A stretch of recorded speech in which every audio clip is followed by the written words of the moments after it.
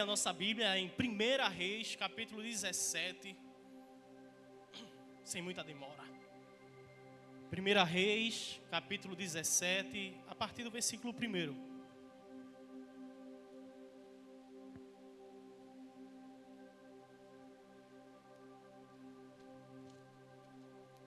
A palavra de Deus diz assim: Então Elias, o tesbita, dos moradores de Gileade, disse a Acabe: Tão certo como vive o Senhor, Deus de Israel, a quem eu sirvo, não haverá orvalho nem chuva nos próximos anos, a não ser quando eu disser. Então a palavra do Senhor veio a Elias dizendo: Sai daqui, vá para o leste e esconda-se junto ao ribeiro de Querite, nas imediações do Jordão. Você beberá a água do ribeiro, e eu ordenei aos corvos que sustente você naquele lugar.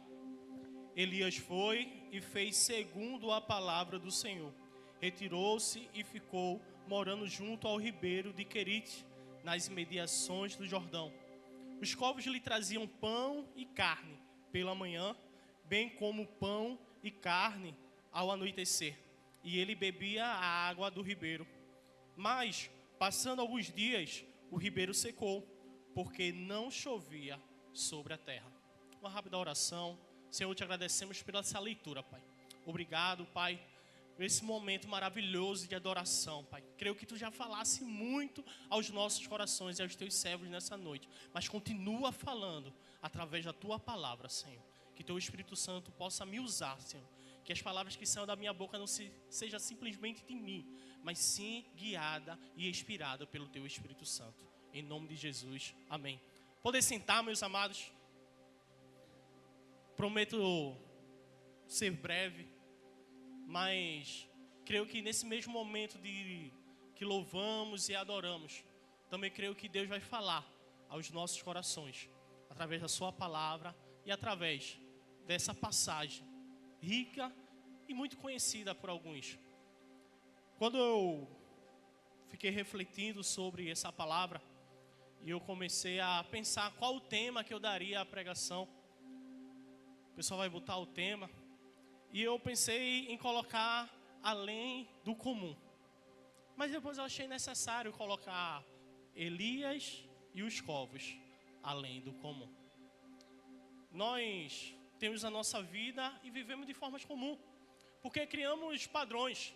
Eu particularmente servi as Forças Armadas por 6 anos e lá era um padrão rigoroso a ser seguido.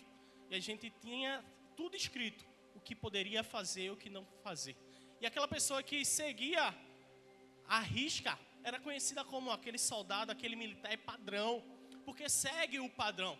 E nós, como seres humanos, criamos os nossos padrões, o nosso comum. E como vivemos o comum, é o que vivemos no nosso padrão. É comum se a gente ficar doente e tomar uma medicação ou para o hospital. É comum se estiver pegando fogo em alguma coisa, a gente jogar água para apagar o fogo. É comum, diversas formas, a gente agir ao nosso comum. Mas, mesmo sabemos que temos uma vida comum e temos atitudes comuns diariamente, sabemos que o nosso Deus não é comum.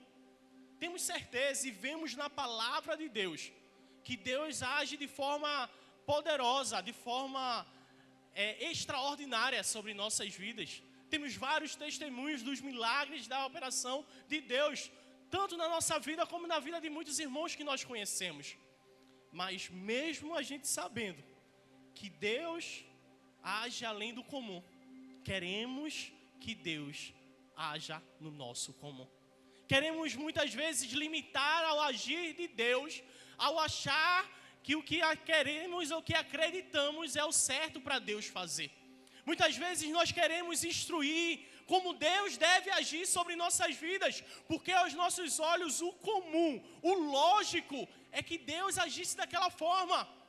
E muitas vezes queremos colocar o nosso Deus Todo-Poderoso numa caixinha de sapato, limitando a Ele com o nosso comum. Mas Deus não age no comum. Ele é além do comum. E é sobre isso que eu queria trazer para a gente refletir e aprender, principalmente nesse texto que nós lemos.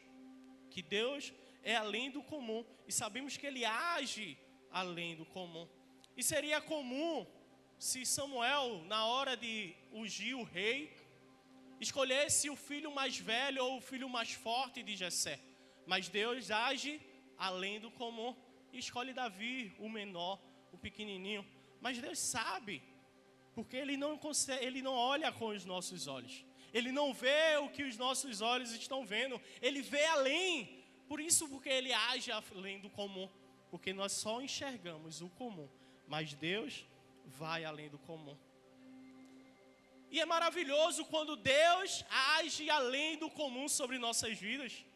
É tão maravilhoso quando Pedro andou sobre as águas por permissão de Deus, pela sua fé, e viu além do comum de Deus sobre a vida dele. É maravilhoso quando o povo saiu do Egito e viu o mar vermelho se abrir, porque viu além do comum de Deus sobre aquele povo. É maravilhoso a gente viver o além.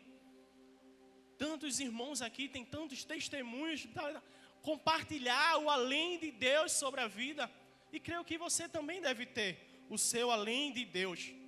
Mas, quando Deus manda nós irmos além do comum para engrandecer o nome dEle. Quando Deus manda nós ir além do nosso comum em favor do nome dEle. É maravilhoso, né? Quando Ele faz ao nosso favor. E quando nós temos a obrigação e o direcionamento de agir além do nosso comum, para que o nome dele seja glorificado. E Elias foi esse grande homem, que agiu além do comum humano, para que o nome de Deus seja glorificado. Às vezes é difícil ir contra a lógica, ir contra o nosso eu, o nosso pensar, a nossa verdade, mas Deus vai nos direcionar para que nós possamos ir além do comum, em nome dEle. A gente vai ver que Elias foi esse grande homem, que foi além do comum. E o texto que nós lemos, relata esse momento, o momento quando homens deixam as palavras do Senhor, o seguir do Senhor, para seguir as suas verdades, o seu eu, o seu querer. E a gente vai ver que no momento que Deus manda Elias ir ao rei Acabe, que é no versículo que nós lemos, quando Deus direciona Elias ao ir ao rei Acabe, e ao ir direcionar, porque através das suas transgressões não iria chover mais Israel, a gente vai ver que não só Acabe, mas outros reis, antecessores dele, fizeram mal aos olhos do Senhor. E nesse momento, quando Elias vai, já existiam dois reinos, o reino do sul e o reino do norte. Se a gente for ver alguns versículos anteriores, se Alice pudesse botar aí, 1 Reis, capítulo 16, versículo 29, amém? Da outra vez ela reclamou porque eu falava rápido. 1 Reis, capítulo 16, versículo 29, diz assim: Acabe, filho de Orim, começou a reinar sobre Israel no 38º ano do reinado de Asa, rei da Judá.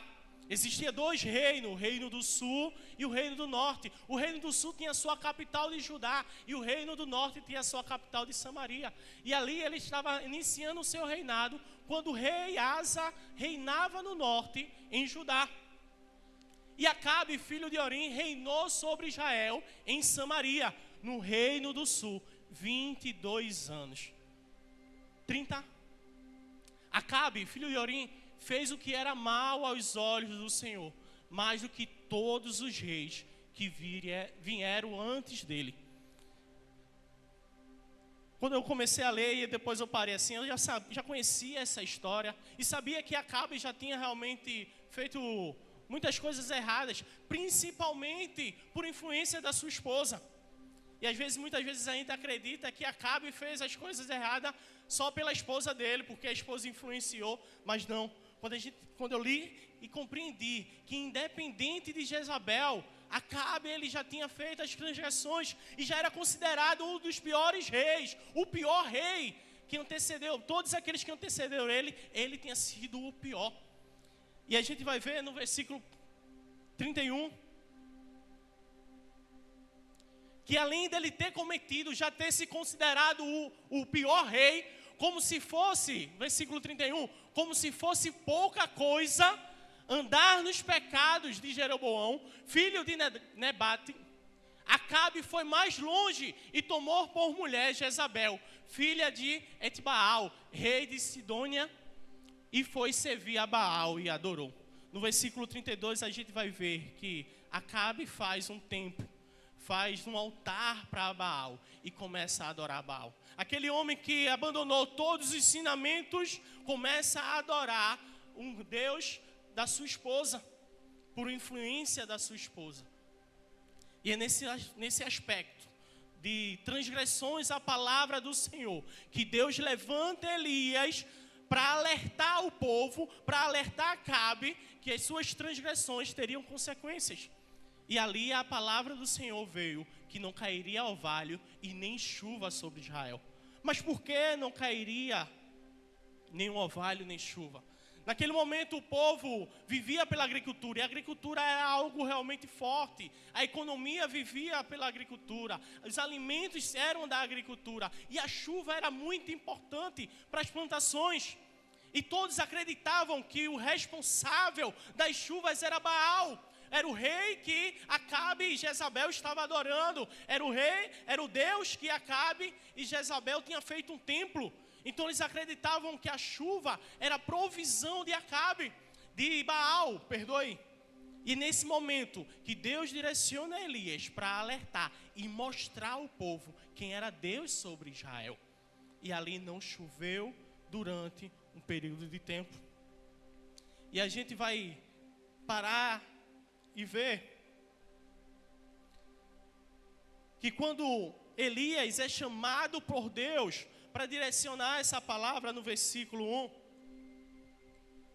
já conta e já relata a história de Elias como um tebista, que era da região de Gileade. E ele disse a Acabe no versículo 1. Não há nenhuma passagem anterior dessa que relata a história de Elias, do grande profeta Elias.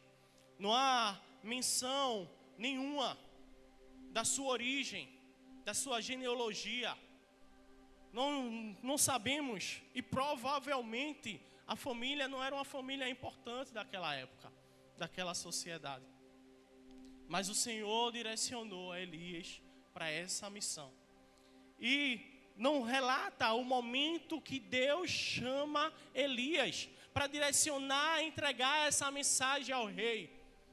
E eu particularmente, pastor Bruno, fiquei curioso, eu disse, meu Deus do céu, como deveria ter sido a chamada de Elias. E a gente vai ver que a Bíblia relata várias chamadas, vários momentos quando Deus se revela ao homem, direciona a palavra aos seus servos para fazer algo específico em seu nome, para ir além do comum, para engrandecer o nome dele. E se a gente for pegar o momento que Deus chama Moisés, que se encontra lá em Êxodo capítulo 3, a gente vai ver um momento que a sarça estava queimando, mas não estava se consumindo. E Deus tem um tete-a-tete com Moisés e chama Moisés: Moisés, o meu povo está aparecendo lá no Egito. E eu quero agora que você vá lá e liberte o povo.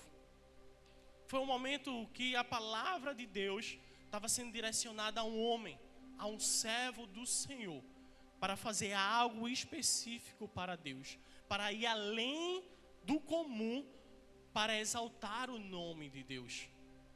E naquele momento, Moisés, se puder abrir Êxodo capítulo 3, versículo 11, no momento quando Moisés recebe a palavra do Senhor, ele fala: então Moisés perguntou a Deus: quem sou eu para ir a Faraó?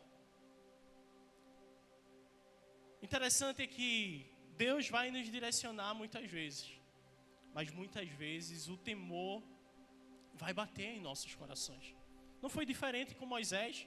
quando Deus disse a Moisés: Moisés, sai da tua vida simples e vai a Faraó e diz a ele que vai libertar o povo de lá. Aí Moisés fala assim: Senhor, calma aí, quem sou eu? Esse simples homem, como é que eu vou chegar lá e falar com o homem mais importante daquela região? E ali Deus direciona, capacita Moisés para cumprir o propósito dele. A gente vai ver também outro grande homem do Senhor na sua chamada, que é Isaías, que a sua chamada está em Isaías capítulo 6, versículo 1. A gente vai ver que Deus se revela a Isaías num sublime trono, que os serafins cantavam: Santo, Santo, Santo. E naquele momento, quando ele vê a glória do Senhor, ele teme, ele tem medo de ser consumido. E ele declara: Senhor, quem Senhor não perdoe? Ai de mim, que sou um homem de lábios impuros, que habito no meio de homens impuros. Quem sou eu para ver a tua face e receber o direcionamento da tua palavra? Sou simplesmente um pecador, simplesmente um servo, um homem que deseja muitas vezes fazer o errado, mas pela graça e a misericórdia de Deus, a palavra veio sobre Isaías, e ali vem os serafins e purifica os seus lábios. E Deus pergunta: quem vai? Quem há de enviar? E ele: eis-me aqui, envia-me a mim, Senhor.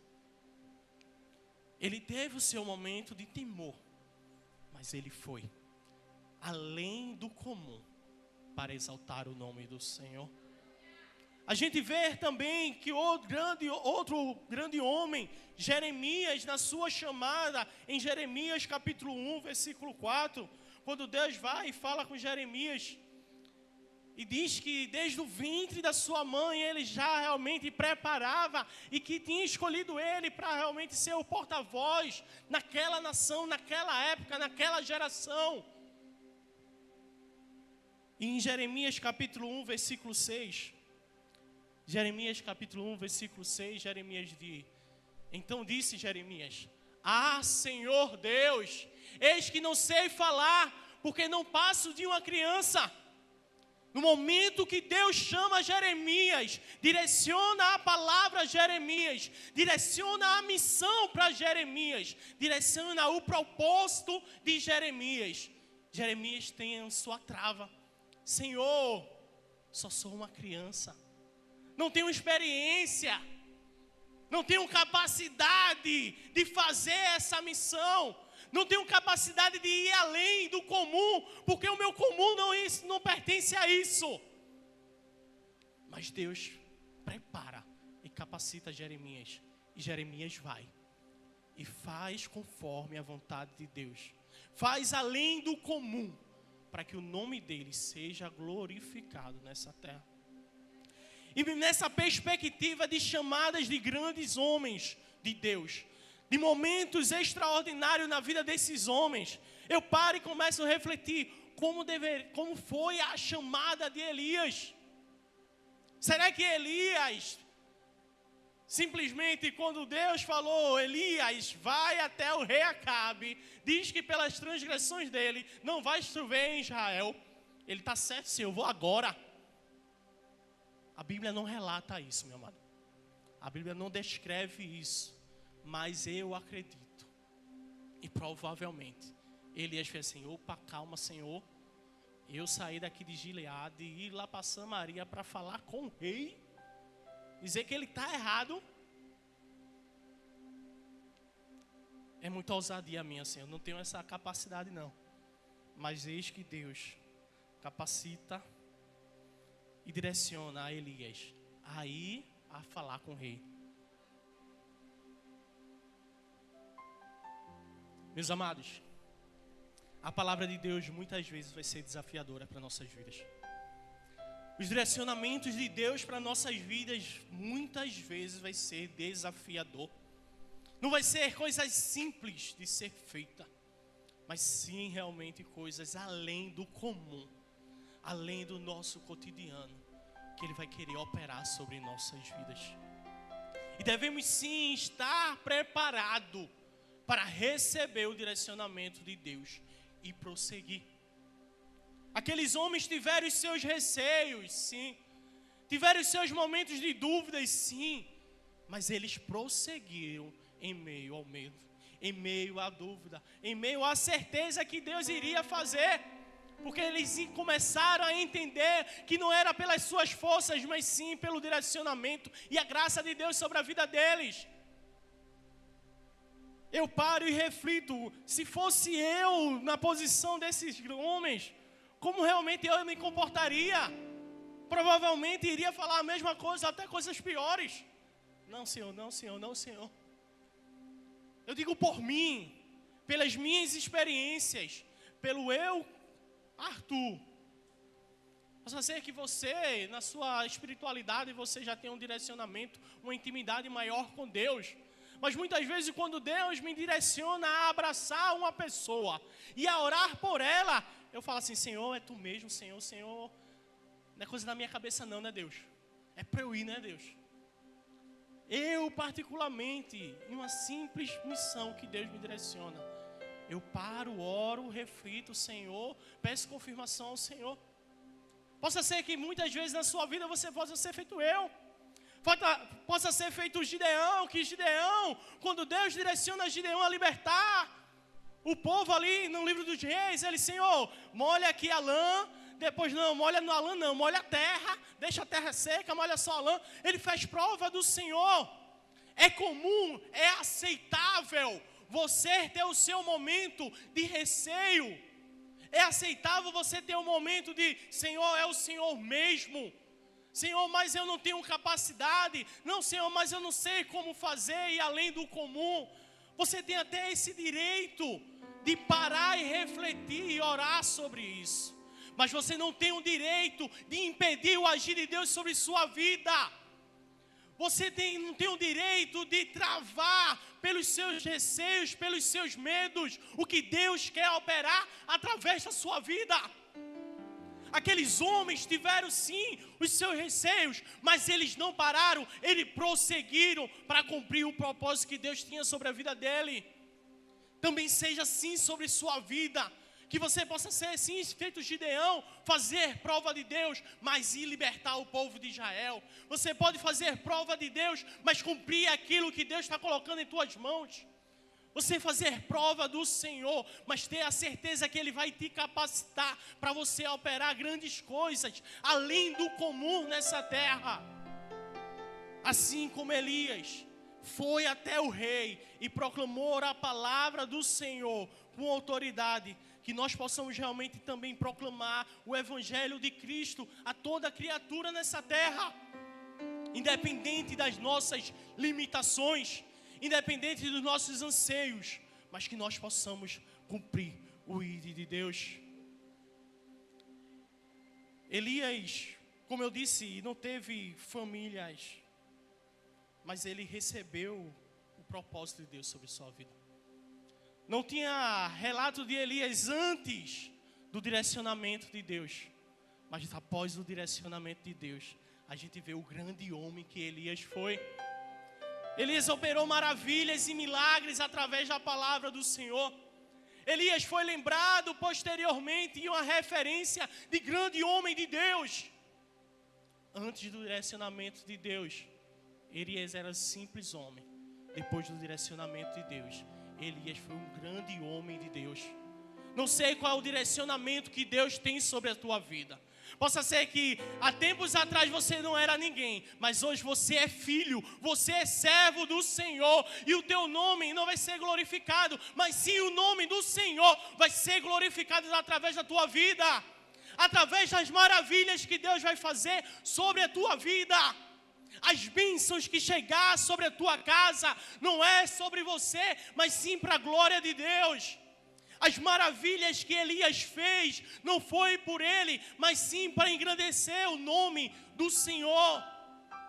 Que nós possamos realmente ser homens valentes, homens corajosos, que prosseguem para cumprir toda a promessa que Deus tem sobre nossas vidas. A gente não vê quem foi a família de Elias. A gente não vê a genealogia de Elias. A gente não vê quem foi o pai de Elias. Domingo foi os dias dos pais. E eu já estava refletindo sobre essa passagem. E o pastor pegou a palavra, o pastor Leandro, e trouxe a referência do seu pai, um grande homem, para a vida dele. O pastor Lama chegou e falou da grande referência que o pai foi para ele, e aquele momento também dele cooperar para o pai dele. E eu parei e refleti, eu disse, glória a Deus. Glória a Deus que grandes homens os pastores tiveram. Mas creio que nem todos que estão aqui tiveram essa grande referência. Possa ser que muitos que estão aqui estejam com o coração apertado, tenha sentido falta de um pai presente, ou que não teve um pai, ou que o pai se foi mais cedo. Possa ser que muitos tiveram traumas por não ter um pai que ensinasse ou instruísse. A Bíblia não relata isso. A Bíblia não deixa claro isso. Mas mesmo assim, se Elias não teve pai ou não teve referência paterna, ele não fez com que isso parasse o propósito dele. Possa ser que isso seja uma dor para a sua vida. Possa ser que não seja um pai ou uma falta de uma mãe. Possa ser que essa dor ainda esteja travando o agir de Deus sobre tua vida. Mas nessa noite que você possa ter a certeza que independente da dor que você sente por uma falta de um pai ou de uma mãe, que os propósitos de Deus sobre a tua vida não fique parado. Que mesmo que uma dor que você sinta não seja um peso extra para o agir de Deus sobre a tua vida. Porque a palavra do Senhor em Isaías capítulo 49, versículo 15, diz assim: o Senhor respondeu: será que uma mãe que pode esquecer do filho que ainda mama, de maneira que não se compadeça do filho do seu ventre? Mas ainda que esta vier a se esquecer dele, eu, porém, não me esquecerei de você. Mesmo com a sua dor, Deus não esqueceu de você. Mesmo com os seus receios, Deus não esqueceu os propósitos que Ele tem sobre a tua vida, meu amado. E Ele quer cumprir. E é necessário você deixar esse peso extra para viver o extraordinário de Deus, para viver o além do comum de Deus sobre a tua vida. Elias, um grande homem que deixou todos os empecilhos de lado para viver os propósitos de Deus. Que nós não possamos pegar algum empecilho e se tornar ele uma desculpa. Mas porque, Arthur, você não entende o que aconteceu na minha vida. Você não sabe o que eu passei. Você não sabe as dores que eu senti. Você não sabe o que causou as feridas no meu coração. Eu não posso mais fazer aquilo que Deus está me direcionando, porque está travando. Elias foi além das suas dores. E que nós possamos ir além das nossas dores. A minha dor não vai se comparar à sua, mas mesmo com as minhas dores eu prossigo. E que você, mesmo com as suas dores, prossiga. Porque um dia essa dor vai cicatrizar. E essa cicatriz vai ajudar muitos outros que estão com essas dores também. Que você seja a ferramenta de Deus para realmente ir além do comum.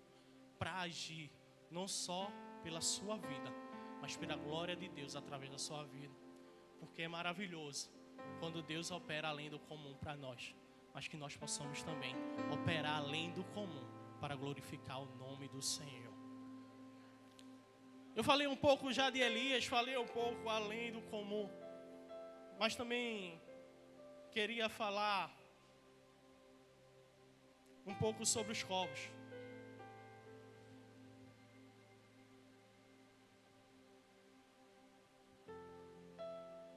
Eu corri, aí eu vou agora com mais calma. porque é mais rápido, já estão finalizando. Os covos. Elias foi um grande homem que fez além do comum. Mas os covos. E no tema, Patrick caprichou aí nos covos, né, Patrick? Quem são os covos? Que pássaros são esses? E não é um pássaro comum, como o pardal que a gente vê em todo canto, como um canário que muita gente cria, que canta bonito, que é beleza, com as suas penas amarelas. Não é um pássaro formoso, é um pássaro que tem as suas penas todas pretas. Não é um pássaro que é muito atrativo. É um pássaro que muitas vezes é associado a coisas negativas. Não é um pássaro que traz alegria, mas é um pássaro que traz um certo receio. Acredito que ninguém aqui desejou criar um corvo. Acredito que ninguém aqui desejou passar a mão no corvo. Acredito que ninguém aqui já admirou um corvo, não sei. Mas é um pássaro que não é admirável por ninguém. É um pássaro que muitas vezes é desprezado. Principalmente, como eu disse, ele traz uma perspectiva ruim. Muitos assemelham o corvo a coisas místicas, as coisas negras. Muitos dizem que o corvo é o pássaro das bruxas. Se a gente for olhar os desenhos, os filmes, sempre os corvos estão ali com aquelas bruxas. O corvo, ele não traz, como eu disse, coisas positivas, mas muitas vezes traz as coisas negativas aos nossos olhos comum. Ao comum, tudo isso que eu falei, o corvo se encaixa. Ao comum, é normal a gente repudiar um corvo. Ao comum, é normal as pessoas ver o corvo e associar a morte. No livro de Levítico, capítulo 11, versículo 13 ao 15, diz assim: das aves estas vocês abominarão, não se comerão, serão abominação. A águia, o urubu, as águias marinhas, os milanos e o falcão, segundo as suas espécies. Versículo 15, e todo corvo, segundo as suas espécies. No livro de Levítico traz essa referência, que o corvo seria uma ave de abominação. Uma árvore que não seria viável se alimentar dela. Uma ave que não poderia ser sacrificada como holocausto ao Senhor. Uma ave que realmente deveria ser repudiada. Aos olhos comuns, o corvo deveria ser repudiado. Mas o nosso Deus vai além do comum. O nosso Deus vai além do que nós achamos e acreditamos. O nosso Deus age através do corvos para trazer suprimento sobre a vida de Elias. Quando Elias entrega a mensagem ao rei Acabe, Deus direciona Elias para ir para o Querite. E ali no riacho, ele iria beber da água. E no verso 4, Deus dá ordem aos corvos para alimentar Elias. Como eu disse, aos nossos olhos comuns, o corvo ele traz, ele prediz a morte. Assim como o urubu, o corvo, eles são animais que se alimentam de cadáveres muitas vezes. Se você vê um corvo ou vê um urubu, você, opa, ali tem carniça, ali tem algo ruim, ali tem algo negativo. Imagine o povo ver os corvos indo na direção a Elias, que estava no Querite. Possa ser que muitos acreditavam, opa, ali tem alguma coisa ruim, então não vamos para lá. Ali não tem vida, ali já é mais um morto da seca que estava acontecendo. Aos nossos olhos comuns, o corvo traz a perspectiva de morte. Possa ser que na sua vida você comece a enxergar algo que é o fim, é a destruição. Mas Deus nessa noite está nos revelando que através dos nossos olhos que estamos enxergando morte, Ele está ordenando vida. Aos nossos olhos nós acreditamos mais que tem jeito, mas Deus está ordenando suprimento. Aos nossos olhos está tudo destruído, mas Deus está direcionando e ordenando transformação. Aos nossos olhos comum, o corvo traz morte, mas aos olhos de Deus o corvo vai trazer vida. O que aos seus olhos já estava perdido, Deus nessa noite está restaurando. Deus nessa noite está trazendo vida. Que nós possamos enxergar além do comum, que nós possamos entender o além do comum de Deus para nossas vidas.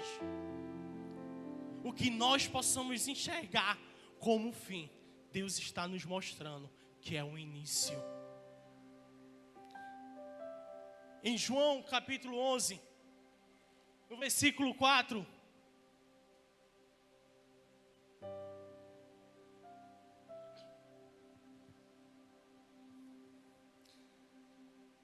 fala a passagem quando Jesus recebe a notícia de Lázaro. João capítulo 11, verso 4. Ao receber a notícia, Jesus disse: essa doença não é para a morte, mas para a glória de Deus. Para a glória de Deus, a fim que o Filho de Deus seja glorificado em meio a delas. Meu amado, no seu momento que você está passando, aos seus olhos comuns, possa ser o momento do fim. Aos seus olhos comuns não tem mais jeito, mas é nesse momento que o nome de Deus vai ser glorificado através da sua vida. Aos olhos comuns, as pessoas estão vendo que você está destruído. Mas para os olhos do Senhor é só o início de uma grande caminhada, de uma grande transformação.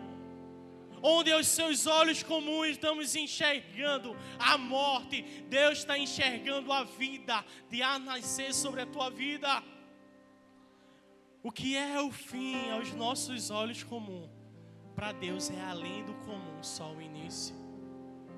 Que nós possamos realmente entender que os nossos olhos comuns nunca vai limitar o além do comum de Deus. E eu queria convidar você para ficar de pé para a gente finalizar. Que no versículo 6 de 1 Reis, capítulo 17. E essa passagem falou comigo já em outros momentos, em outras situações. E quando eu estava orando ao Senhor, essa passagem queimou novamente e eu fui ler, fui me alimentar. E Deus foi ministrando ao meu coração tudo isso. Mas esse final tem um gostinho especial. O versículo 6 diz assim: os corvos lhe traziam pão e carne pela manhã, bem como pão e carne ao anoitecer. E ele bebia a água do ribeiro. Uma passagem simples, mas que Deus toca muito no meu coração. Como eu disse, o corvo não tem formosura nenhuma. O corvo não tem referências positivas aos nossos olhos comuns. O corvo é simplesmente algo que traz coisas ruins. Mas mesmo assim, Deus usou o corvo. Possa ser que você chegou nessa noite com um pensamento: Senhor, eu sou um pecador, eu desacredito de mim, porque o meu desejo é só pecar. Deus está te dizendo: aos teus olhos comum você não acredita, mas nas minhas mãos eu te ordeno que através da tua vida alimentarás muitos.